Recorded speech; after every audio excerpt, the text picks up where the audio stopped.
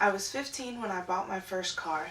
I worked 2 whole summers and 2 jobs to make sure I had enough money to buy it. I was so excited. I couldn't wait to get the keys in my hands.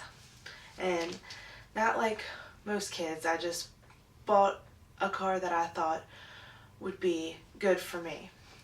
So I got a 93 Thunderbird, and I love that car more than anything in the world. Even though it wasn't fast or pretty in any way, it was my car, and I spent my own money, my own hard money that I worked for, on it. I'd only had it for 2 years. I was 15 when I bought it and 17 when I got my license. It was the last day of school, and we were all excited that exams and classes were over. So we all decided to go back to my house to go swimming and just have fun. We were going to be seniors next year. There was no worries. Everything was in on track for all of us. And we only had one more year together. So we were going to make this summer and the next year the best that it could be. I was 17 when I lost what I thought was the most important thing in the world to me. It, me and 4 of my friends piled into my car, windows down, music blaring, having a blast leaving the school. We decided to go the back way, which I normally didn't take, but today for some reason I did.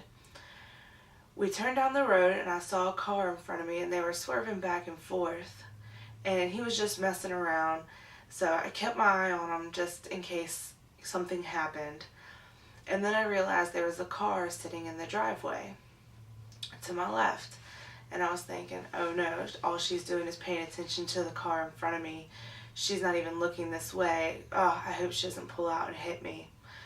So I turned to my right to see if there was anything, like if I could pull over and get out of the way at all. And there was nothing but a huge embankment, and I had 4 of my friends in the car. There was no way that I could risk their life that way. If she pulled out, she was going to hit me head on my side. So I figured that was my best bet, was just to let her hit me on my side of the car.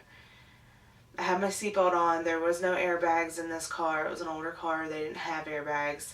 So the only thing that would happen would be getting bruises from the seatbelt, hopefully.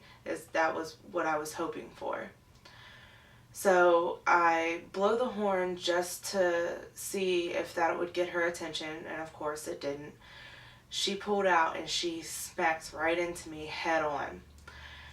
I don't really remember the wreck. I do believe I closed my eyes so I couldn't see it. When I opened my eyes again, we were in the ditch, and the first thing I did, I didn't even think to check myself. I turned to the person that was sitting in my passenger seat and made sure that she was okay, and turned around to the people in the back seat to make sure they were all right. Everybody was fine, and so I jumped out of the car to go and check on the girl that hit me, and of course she was on the ground crying, and I thought for sure she was hurt. So I went over to her and asked her if she was okay, and she said she was fine, and that she was so sorry, and she was really upset about her car. And I mean, the only thing that I could think about was, I'm just glad that everybody's okay. Like, I love this car so much, but it's not worth me getting hurt or my friends getting hurt or her getting hurt to make sure that my car was okay. It's just a material thing. I was always brought up that money doesn't buy happiness. I love that car more than anything, and I still love it to this day. And I have a brand new car now, but nothing will ever top my 93 Thunderbird. And I guess it was because I worked so hard to get that car and had my eye on it for 2 years.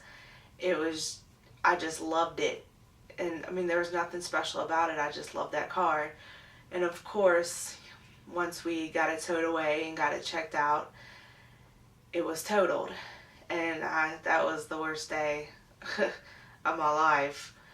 being dramatic, and it wasn't really, but I was so devastated that that car was totaled. I was so upset, and it was so hard to go clean it out, but I was more thankful that I was okay and that my friends were all fine. Nobody got hurt. I mean, I had massive bruises, but I was the only one that even had bruises, so thank God for that, that everything turned out just fine. So that'll be the same thing that I teach my children, that cars and phones and money and material things are nothing they're nowhere near as important as your life or the bonds and the friendships you make throughout your life.